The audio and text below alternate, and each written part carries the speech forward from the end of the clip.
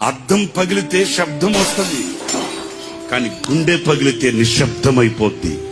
వేదన కలిగితే, బాధ కలిగితే మనసులో ఉన్న మనుషులకు చెప్పుకోగలుగుతాం, కానీ మనసులో ఉన్న మనుషులే గాయాన్ని రేపితే ఇంకెవరికి చెప్పుకుంటామండి?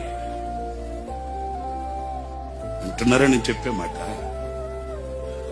వేదన కలిగితే, బాధ కలిగితే మనసులో కొందరు ఉంటారండి, వాళ్ళతో చెప్పుకుంటామండి. మరి ఆ మనసులో ఉన్న మనుషులే గాయపరిస్తే ఇంకెవరితో చెప్పుకుంటామేంటి? దేహానికి గాయమైతే కుదుట పడుతుంది, ఎవరో సహాయం చేస్తారు, మేలు కలుగుతుంది.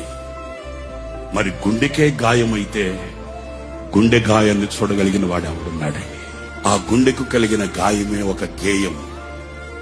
ఆ గేయమే ఈ సంవత్సరానికి మనందరికీ ఒక పాఠం.